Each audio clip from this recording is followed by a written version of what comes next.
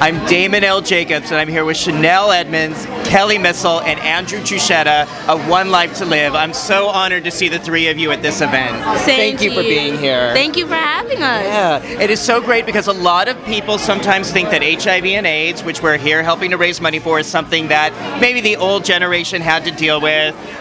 What is your take on that, Kelley? It's apparent in our generation, and I'm really happy to be here supporting this and this cause, and I think that we all can say that we're really happy to be here. Yeah. It's important for us to be here as our youth and our generation. I think so too. Andrew, why is this cause important to you?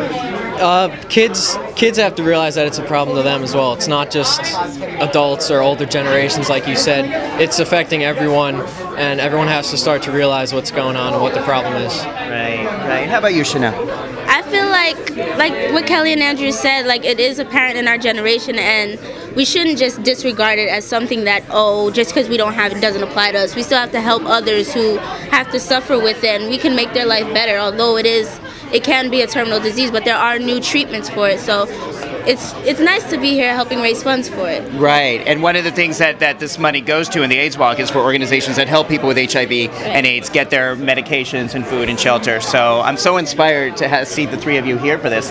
One of the other things that's inspired me is One Life to Live and some of the more socially relevant storylines that have been going on that you three have been part of. Just broke my heart.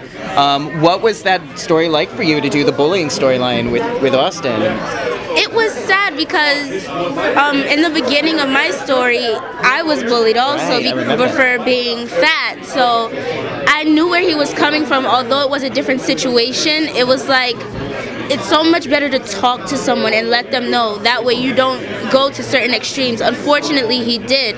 Sometimes you have to go through the motions. It's just unfortunate he had to get himself to that point, but he came down and everybody's happy now. Yeah, and hopefully this storyline has showed other kids that other kids go through it, and that it is something that's really, you know, scary to deal with alone, but we're making it so that you don't have to be alone. You can see someone go through it and make it through and have some support on this. Sure is. Now, Andrew, I'm avoiding eye contact with you right now because you were so mean and nasty as the bully.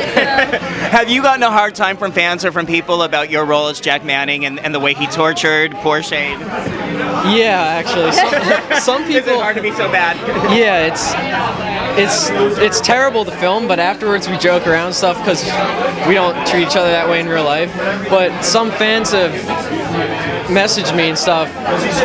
Like, it seems like they think that I choose to actually do that to him. Like, it's not my choice. I kind of have to. But you play an important part in the story. Oh, yeah. You know, one of the most important parts. Well, it is. I make most of the stuff happen. So. And you're convincing. I mean, you're really convincing as a mean bully, and that's credit to you. Yeah, it's hard to be a bully. Yeah. Have you been bullied or ever had to deal with that in your own life? Not like that. No. Yeah. I mean, most people get bullied in younger grades and stuff, but nothing like the stuff I've done to Shane. Yeah. Well, you're such a nice guy. What did you draw upon to be such a mean guy? Where does it come from, Andrew? It just comes out. I mean, I just kind of turn myself into this mean kid who wants to take out his anger on some poor innocent kid. Yeah. You know? Right. Okay. So, unfortunately, the show is going to be winding up in this next year, but I think all three of you have so much lying ahead. Kelley, what would you like to see yourself doing a year from now? A year from now is hard to tell. If you had asked me, you know, before One Life to Live, a year from now, what would you be doing? I would never expect this. So, hopefully more, you know, I'm just kind of expecting the unexpected and just hoping to do more things and work with more people and meet more people and carry out more important storylines. Good. How about you, Andrew? What would you like to see? I would like just to continue, start from this point, just move on, do more things. I mean, it's terrible that the show's canceled, but there's really nothing I can do about it at this point. So I just want to move on, get more things, get myself out there, you know? Keep active. Yeah. Shenell, what are we going to see from you? What would you like? I'd like to focus on college, but whatever comes along, I'm ready and willing. Like Kelley. College? And what are you going to study in college? Acting. I'm looking for you to be president. That's my... I'll be there. Shenell for president 2048. You heard it here first on We Love Soaps. I'll be voting for you. Thank you, Dave. Thank the three of you so much for being here. And I'm here with the Emmy Award-winning and Emmy-nominated Julie Pinson! Woo! Can we get an amen? Everybody's... I'm thrilled. I'm absolutely thrilled. I can't believe it. I mean, there is some awesome competition in our category this year, and I was really surprised that I was nominated this year. Why? There's so much great talent out there. I'm humbled that I'm in the category again this year. So it's amazing. What did you submit this year for consideration? Again, a breakup scene with Michael Parker. One of the many. And yet you do it so well, which is probably why we see them over and over. I guess so. I guess I can cry pretty well with the best of them. But no, honestly, it's because Michael Park is such a great actor to act with and off of. And he gave me some, when I look into Michael Park's eyes, I see something that I don't see with a lot of other people. I mean, he just has that quality. And I think he is the reason that I was nominated 3 times in a row because of As the World Turns. I was always working with Michael, so I have to thank Michael. Part of that, from my perspective, is just that you do these heart-wrenching scenes, but Janet is never a victim. We never see Janet as this victim of circumstance. She always shows this strength. Yeah. It must be the meatballs. It's the meatballs, it's lasagna. She's Italian, for crap's sake. She's Italian. What are you going to do? I mean, yeah, she's amazing, and I'm glad that she's not a victim. But she has heart, and she has strength, and she has feelings, and As the World Turns allowed me to express that through my character. And we miss her. We miss As the World Turns so much. And I missed Austin Peck. Yes, we miss Austin Peck. Yes. I miss Bradley. What is this bear? I think I've got a bear on my shoulder. Wouldn't be the first time, won't be the last time. You're cuter than the bear. Let's bring this guy in here. Come here. Come here. Come here. Come on. Come on. All right. We got this guy. We've got this guy. Wait. I just want to say, because I've got Billy and Austin Reed in one shot, and I've got Brad and Janet. Yes. That reminds me of a musical I know. So I've got the brothers and sisters and ex-lovers all in one shot. That's right. I love that. It is a soap opera after all. It is. I'm going to talk to this guy. I want to say congratulations, Thank you so and we much. will be talking to you Emmy Day in Vegas. Thank you so much. We'll see you. Thanks. Bye, Thank you. guys. See ya. All right, Mr. Troublemaker. We're going to talk here. What's going on? With me? Yeah. Well, I'm here. We're here trying to raise money and awareness for AIDS and the AIDS Walk. So Yeah. Why is this cause important to you? Why is it important? Well, actually, two of my oldest friends still have AIDS. Yeah. And they've been.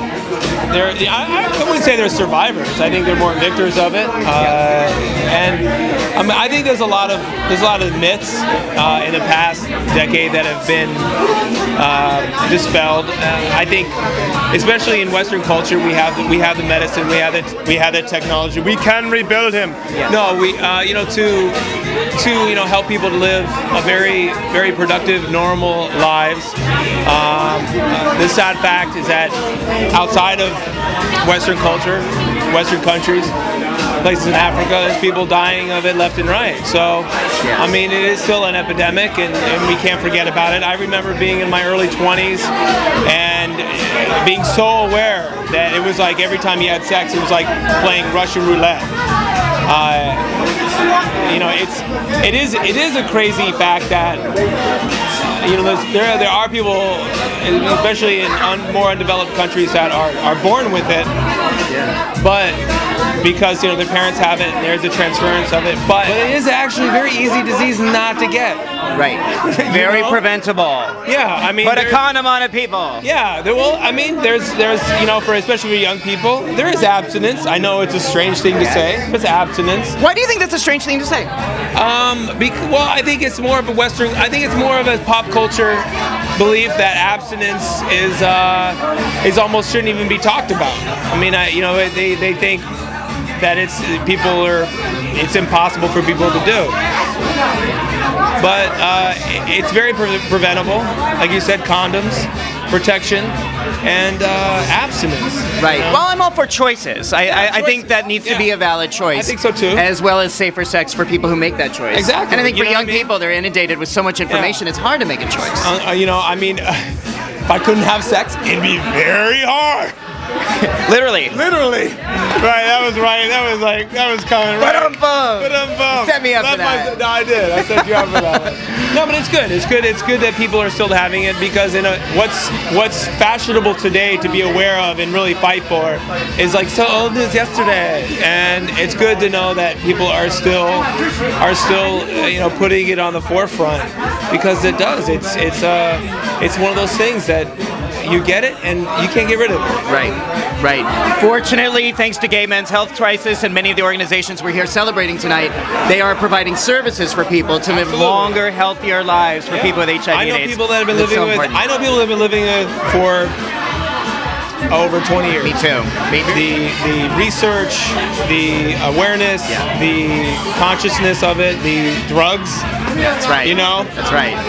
So it's all helping. And drugs are always good. Drugs are always good. Yes, oh my God. Drugs right now. Austin, it's great to see you. Any chance that we're going to see you back in Salem or on any of the other shows? Well, I'm still shooting in One Life to Live, playing Rick Powers, and which is a very different character from me, and I'm having a ball with it. Frank Isn't that like a porn producer? He's a porn producer with a heart of gold. So much for abstinence. Right? This character, abstinence. That's a four-letter word for him.